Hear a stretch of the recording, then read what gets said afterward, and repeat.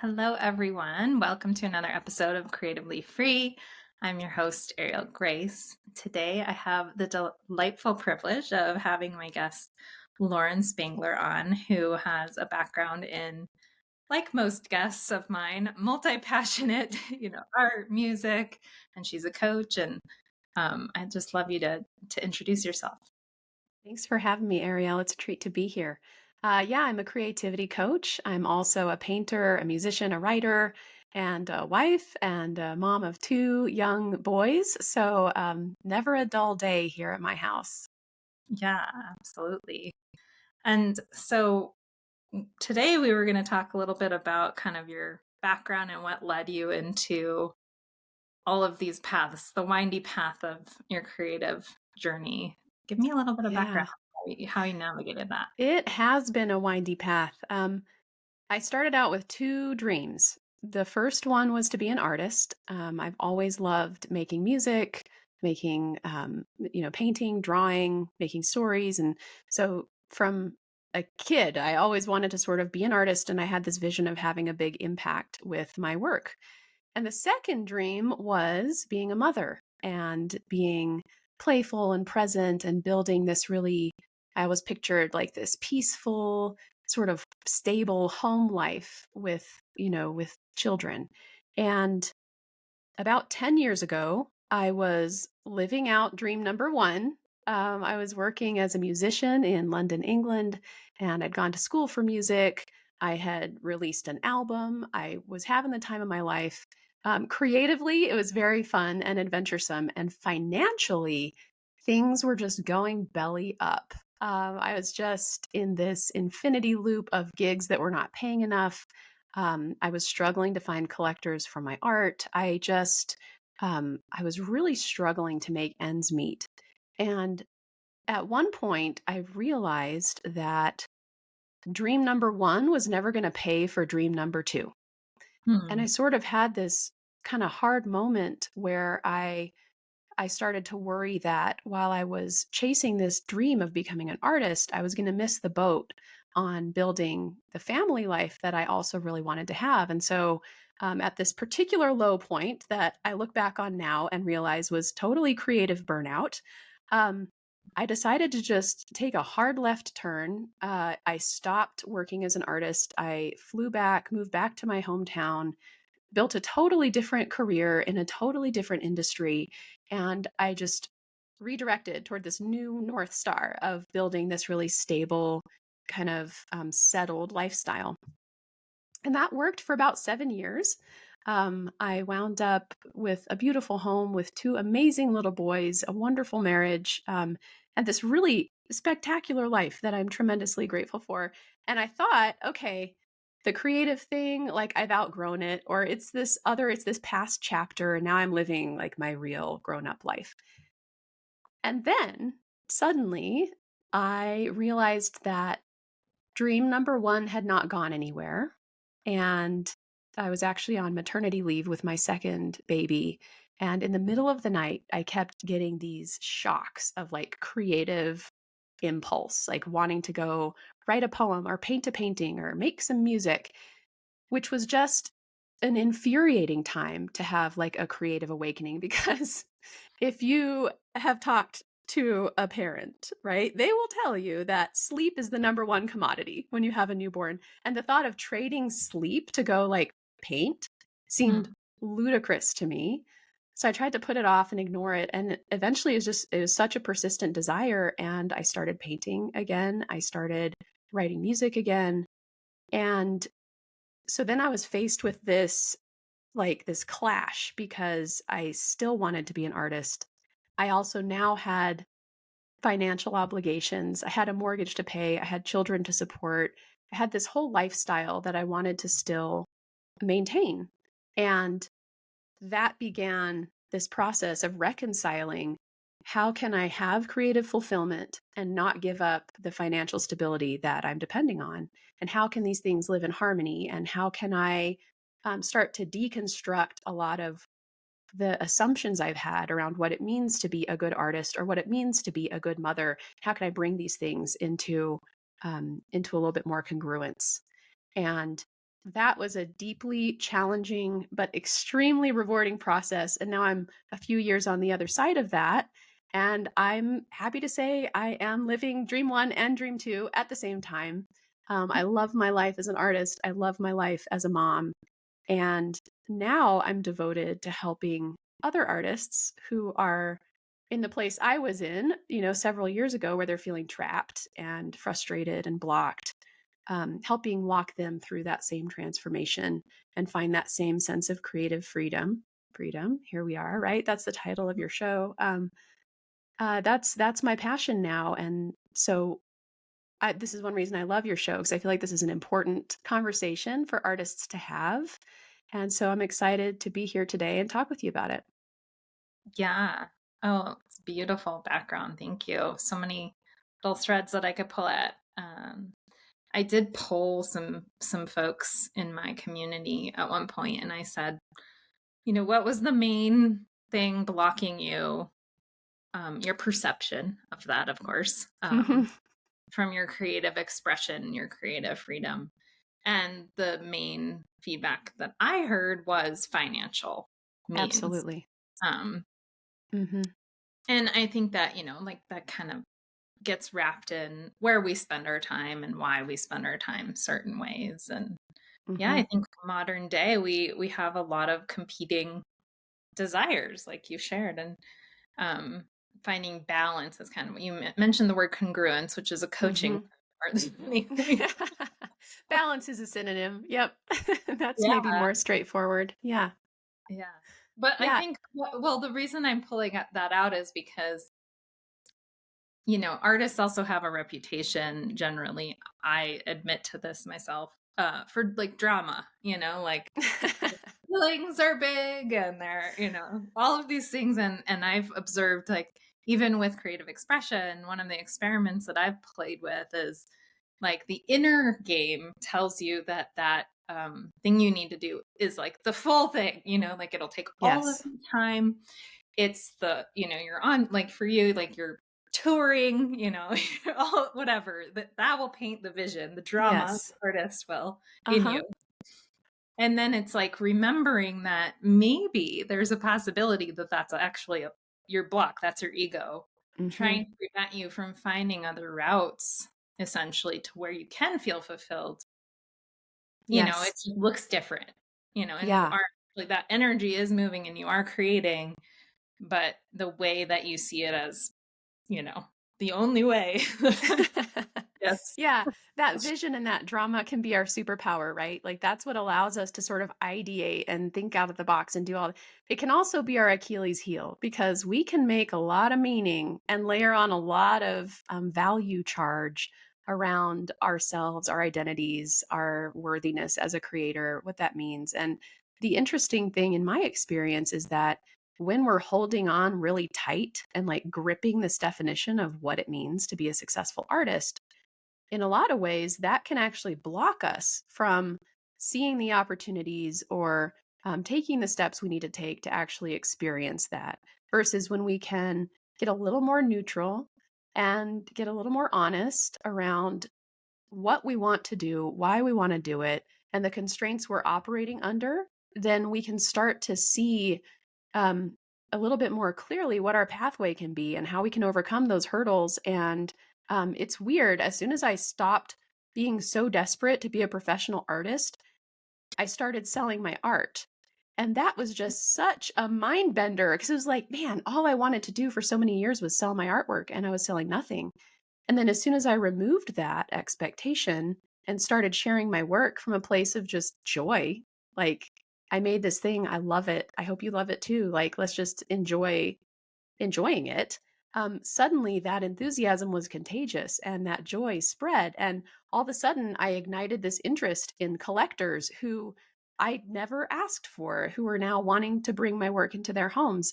And it caught me off guard completely because I did not have a sales strategy. I did not have a marketing intention at the time. And all of a sudden, I started building this circle of people who enjoyed what I was making and I started connecting with them in a real way. And that brought a level of freedom into my process and into my sales and into my community building that I had never experienced before when I was so desperate to make a sale or find a collector. Um, yeah, it can be interesting to untether ourselves a little bit from the definitions we've set up around what it means to succeed as an artist. And when we do that, it's fun to watch success actually start to fall into place. Yeah. And really what I'm hearing from you too is like there's a timing element, to Oh, when yeah. um Yes. it's So not much of it just is out of our hands. yeah, and it's not just, people always tell me feedback of just let go. Just let go. That's what I hear you say. But it's not really that. I don't actually think it's that. No, Not for it's the stuff not let falling go. apart. You can't let go. I mean, I struggle with that too, Ariel. I've had people tell me to let go and I've tried so hard and I just can't. When I care about something, I can't detach from the outcome. Uh, the thing that I can detach from is the exact mechanics of how I reach that outcome or the exact timeline of when I reach that outcome. Yeah. And when we start to focus on the things that are within our power and the ways that we really can shape our creative experience instead of the accolades or rewards or revenue or whatever the external things are that we cannot control. Um, we can start to create the experience we want to have and start to step into this like way of being as an artist that we want to be. And when we're focused on the things that really are within our sphere, I think that that brings a certain level of peace and a certain level of alignment. There's another coaching word, balance that that does wind up drawing people to us and does have ripple effects that impact the external pieces too. But there's no more sure way to burn the house down than to focus only on the external pieces like the number of likes or follows or sales or awards or whatever those things are. So we have to be really careful walking that line of caring about the goal, but then trying to control the pieces we really can control. Yeah. And also just, everyone has different measurements of success and values, I guess. But for me, it's been just do you feel good about what you're creating, right? Like that's the It's main. that simple. It's that simple, you know? I mean, I feel like, especially coach I mean, I love coaching. I love coaches. I know many amazing, fabulous coaches. So I don't mean to like throw shade at my own profession, but I feel like sometimes in the coaching industry, we can gatekeep and set up this weird pedestal where it's like, to attain enlightenment, hire a coach. And like the truth is, just pay attention to how you're feeling.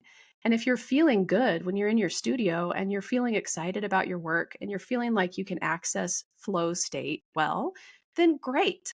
Like, don't go to the doctor if you're feeling healthy, right? But Yeah. if you're struggling, when you realize that you're not feeling good and that it's not fun and that you're not accessing that creative zone as easily, and you can't figure out how to walk yourself through that, that's where a coach can be useful to help walk you through that experience and help you come out with something valuable and useful and not just stay stuck in the same cycle. But really, yeah, I mean, at the end of the day, it's about how it feels to create and how your work makes you feel and how you feel at each stage of the process, you know, from brainstorming through creation, through sharing your work, through selling your work, you know, at all of those phases, just being in open communication with ourselves and being aware of how we're experiencing all of that is the most important step. Yeah, absolutely. Yeah, well, you probably would guess, but I hire coaches and I'm a coach and very selective on why. But the reason I do is because I need a support system.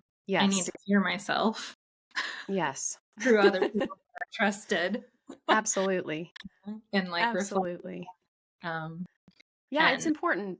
grounds I you. also think that coaches are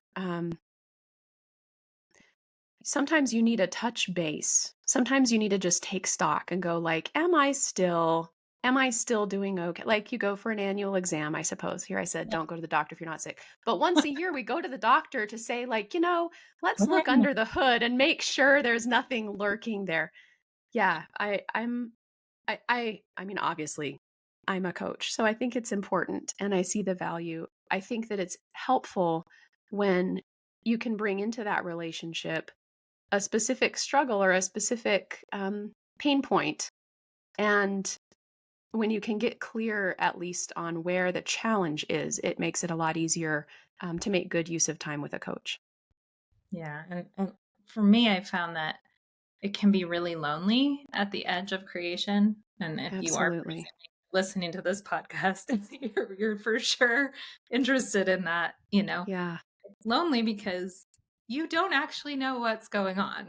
Like, my intuition tells me to do things that are not in the right order. They're not linear, right?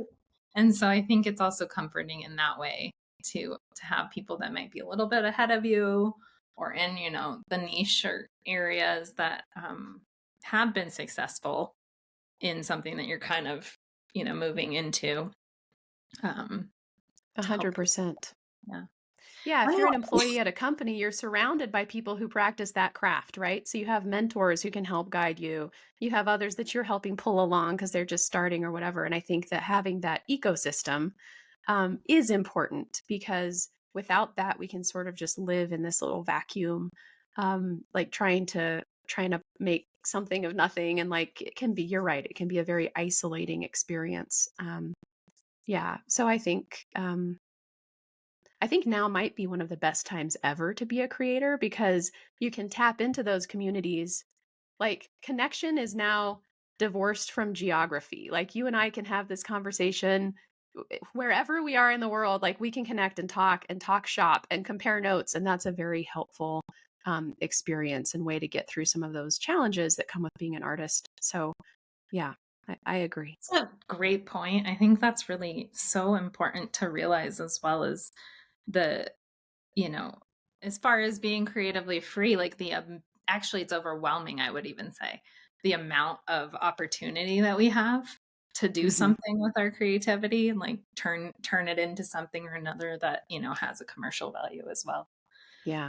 Um, so that's another thing that I would love to hear your perspective on because I've been exploring.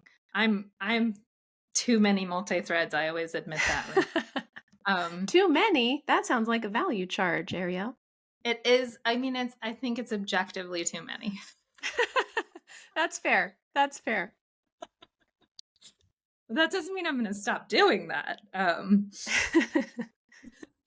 But yeah, like how do people with so many opportunities navigate finding what's right for them? Mm.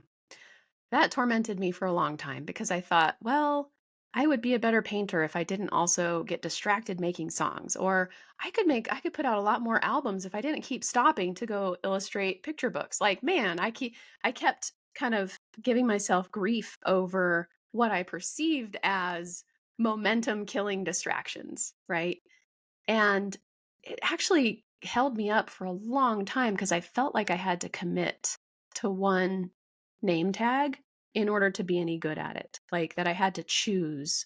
Like I just wanted there to be a sorting hat that I could put on and say, painter, how you go be a painter, this is your destiny or whatever. And I never felt that. I never felt clarity that like any one of those passions was the one to go invest in. Mhm. And at some point, and I actually think that played into the creative burnout I experienced because each time I felt this excitement to go work on a project, I would feel guilt about all the other projects that I was thus not making progress on. And I would sort of like douse the fire a little bit on whatever I was excited to go work on because it always came with like a sidecar of guilt. Mm. And eventually, well, for me, it required just completely giving up the artist identity entirely and saying, I'm never going to be a professional painter or musician or writer or illustrator. I'm never going to do any of it. And I like swore off of all of it.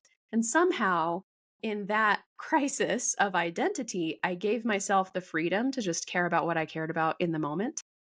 Mm. And when I started coming out of that burnout and realizing that, yeah, I actually did care to go sell some paintings and I really did want to go release some music again.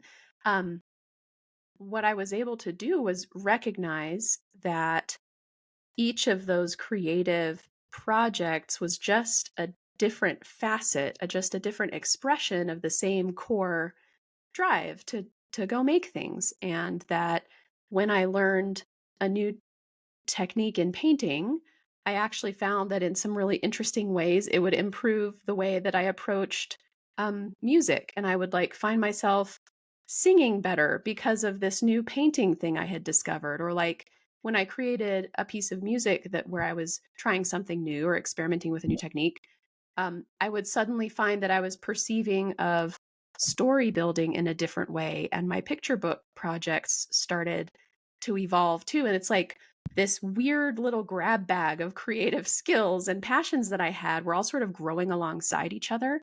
And when I made room for that and stopped making it wrong and started going, yeah, okay, I'm all of these things at once. And I can be a jack of all trades and a master of some of them.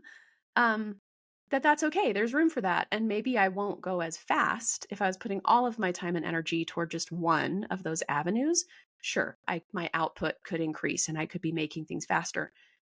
But ultimately, for me personally, my output would fizzle because there would be other parts of my creative soul that weren't getting enough sunshine. And so for me, the pace that I need to go at is the pace at which I can actually advance all of these different things because they're just all the things I care about. So Yeah. I would lovingly challenge you to just embrace this beautiful assortment of a zillion different things that matter to you, Mm. because they probably all create one very unique whole, which is you and your creative life. And that might be multifaceted. And I personally think that's beautiful and totally okay. Yeah. Well, I have a deep relationship with my soul. And that's been since I was little. I've learned that other people don't. Um, Yeah, not average run of the mill for everyone to be well connected with their soul and spirit, yeah. right? So that's what Yeah, it's confuses me interesting. because we are vast and infinite. Like that, and that's the angst of being human is like we do have a like time limit on the planet and Mm. all can't actually do all of the things in their entirety. But it is Yeah. possible to be a dabbler.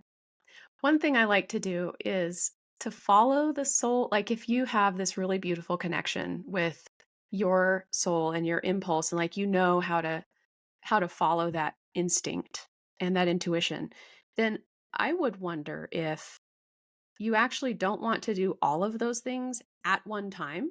Like for me, I very rarely want to simultaneously paint a painting and write a song. I don't ever have the urge to do that. But I might within one day at one point feel like sitting down at the piano. And I might at another point feel like getting out my watercolors. And it can be a little bit liberating to just follow the lead of that creative impulse and to be a little more intuitive and maybe a little less structured in how we spend our creative time, um, because you're right, we only have so many years on the planet, so we're not going to be able to do every single thing, and we only have so many hours in the day. But if we get really esoteric with it and we just say like this one moment is all we really have and all we can really plan for, then in this one moment, what does your soul want to do? What is your creative spirit asking for? And usually it's pretty clear. Like, usually, if you tap in and listen, like, there's one thing you feel like going and doing right then. And you might be done with it 4 minutes from then, or you might take 6 hours on it. If we don't make it right or wrong and we just get curious and go meet ourselves where we are, that can be freeing. Yeah, beautiful. Well, I wanted to dig in more. We talked about creativity and creative freedom, and I wanted to lead into the next topic around creative disruption. Certainly similar to what we've been talking about is, being true to yourself, essentially. But in this context, like the way that I perceive of it is being disruptive means that it's more about the external world's perception of you and whether you are confident enough to Right. stand in your truth, regardless of like groupthink or things that are going on around you. Um, and those are the people I have on my show. That's what I like to promote, is people that are willing to be that way in the world. But I would love to hear more from you, how that's shown up in your life and what you see as, being creatively disruptive. I think there are a couple yardsticks we can use to measure how disruptive someone is. I think the first person who came to mind when you said creative disruptor was Kurt Cobain, because I feel like he had disrupted an entire industry and just had heaps of confidence in doing so. And to me, he's a great example of that 0.1% of artists for whom their creative disruption, leads to this massive success. And it's kind of like the key to their boom. Mm. I think for most of us, probably for the vast majority of us, the creative disruption is not going to be the thing that we are famous for. It's not going to be the thing that brings us showers of money. And instead, it's going to be the thing that brings us fulfillment and freedom and this sense of authenticity in our practice, which I would argue is just as valuable, but might be really challenging if we're not getting any of those accolades for being a disruptor in like the trendy and awesome sense, but instead we're being a disruptor in the like people wrinkle their noses at our work and it makes our sister squirm a little bit and nobody wants to talk about it at Thanksgiving. And like that type of disruptorship Mhm. is very uncomfortable and very difficult.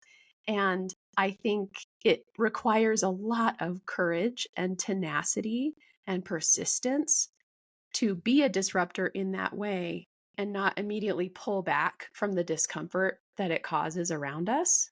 Mm. Um, so when I think of being a creative disruptor, I think about just anchoring in to why we're making what we're making and why it matters to us and allowing that to sort of unwaveringly guide our choices in the way that we create and the way we share what we create. Um, but it can be a hard thing to do. And it's an important practice, but it's also one that I think we do on a micro level every day of the week. Like I would say now, in the age of the algorithm, making something just because you like it and sharing it in the way you want to share it because it feels good to share it that way without regard for how the algorithm is or isn't going to propel your career or how it is or isn't going to be shared and propagated. That is an act of rebellion, to just do what feels good and share it in the way that feels good without thinking about the sort of mechanics of all this sort of beast around how we share and create. And so I think we can be disruptors even with ourselves and disrupt our own assumptions about what it means to be an artist and how we're supposed to share our work or how it's supposed to be received. And even taking it a step further, just to make us dizzy with logic here, I think there are some people who they pigeonhole themselves into this role of being creatively disruptive. And then they're blocking themselves into like this concept that they have to disrupt things, which can actually be limiting. So then pulling themselves out of that and saying, like, Mhm. actually, I might create something that people genuinely like that actually might go with a trend. And that might be okay too. I mean, yeah, so I think if you're in a healthy sort of creative relationship with your own spirit and soul, disruption is going to play a role in varying degrees. And there are going to be certain moments where you're feeling super disruptive and like you're swimming upstream. And there are going to be other times where maybe disruption isn't necessary and you can just authentically and genuinely like be who you are and do what you want. Um, but I think it's a fascinating and beautiful topic. I think that was a lot. I don't know that I directly answered your question, but No, um, I enjoyed the journey with just, of course, thinking of my own examples. And I would say I have kind of come to that conclusion as well, in some of my creations. Like some of them aren't about me, you know. In fact, my career has mostly not been about me. The design tech field is about building stuff for the end mhm, user, right? So I find mhm, it have to really balance those, like, what's about you and what's about, so the disruptor is about you in this way, the way that you're describing it, but it's also like an activism, essentially, Yeah. word that we haven't said here, you know. And so I think that's the piece that maybe is the most uncomfortable. Yeah. Yeah. Austin Kleon has a thought that I love, which is that artists are professional noticers. And basically, when you create a work of art, you're just directing the audience's attention towards something that you think is worth their time. And I think the difficult part can come in when you're noticing something uncomfortable, or you're noticing a truth that someone might not instantly resonate with or understand, and you're creating art that draws their attention to it anyway and shines a light in a place that they might not instantly feel comfortable going. And I think that's worthwhile. And I think that's also really hard to manufacture. I think if, for me, if I set out with an intention like, I'm going to create something disruptive today, I never do. I come up dry. It's awful. It's forced. It's never, right? Doesn't work. If I'm operating from a place of creative authenticity and I'm honestly saying, look, here's what I've noticed in the world. Here's what I have to say about it. Here's why I think you should care. And I make art from that place. It feels really good to me.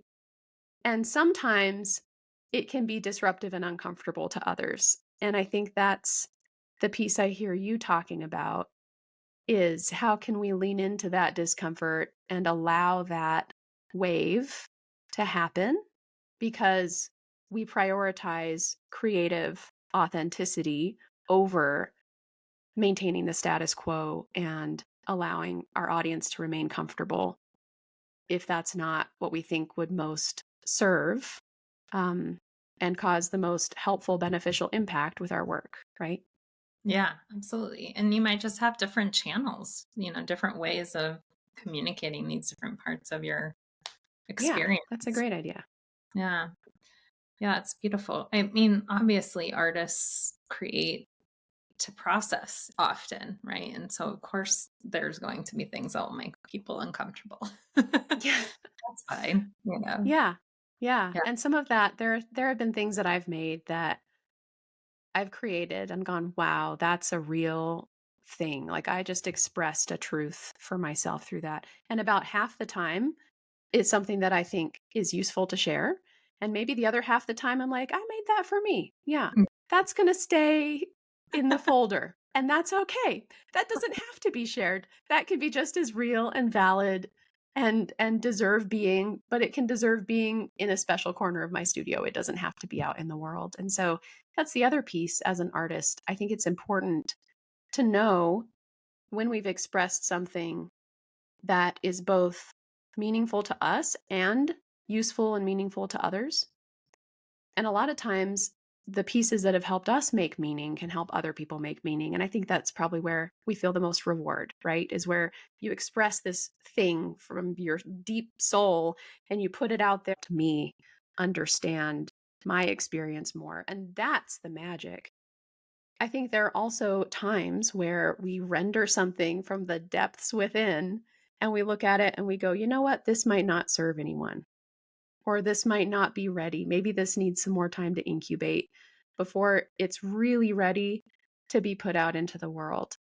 And I think it's okay to give ourselves permission sometimes to hold some things closer if we think that they won't be disruptive in a way that will actually serve us or serve others.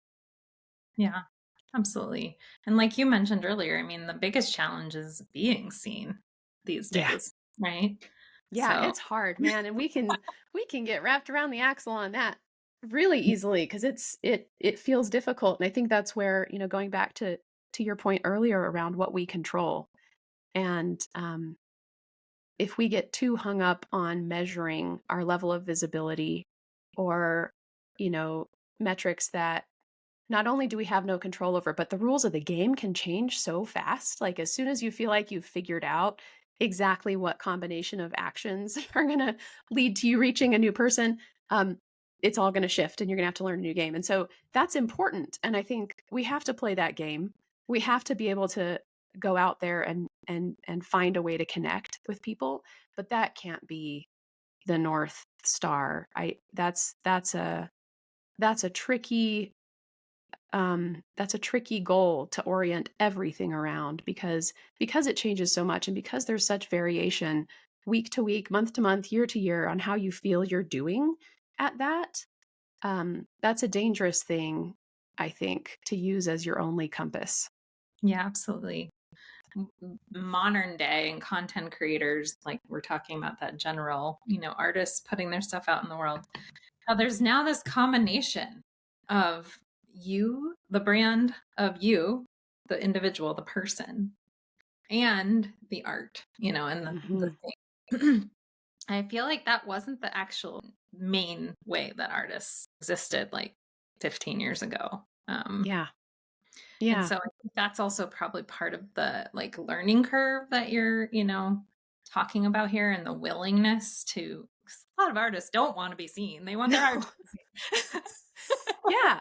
Yeah. I mean, it's vulnerable. It's really vulnerable because, people don't, there's a school of thought that people don't buy your art, they buy your story. And they buy the sense of you that is imbued into the piece that they invest in, which then means that to connect with certain audiences, you have to share you and your story and be vulnerable about that. I think a lot of people get a little misguided there and feel like that means they have to just fling the doors open to their life and share every single piece of themselves, which of course makes you uncomfortable because, like, back in the day when the internet was new, number one rule was like, don't go tell everyone on the internet everything about yourself, right?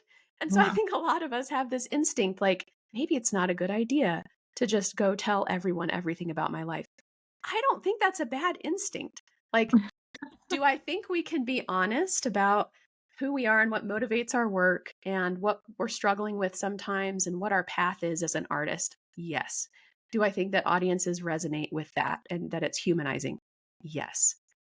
Do I think that it's okay if an artist doesn't feel like opening every curtain in their life and showing every single detail to a bunch of strangers who, let's be honest, can be very harsh and very unforgiving and very judgmental?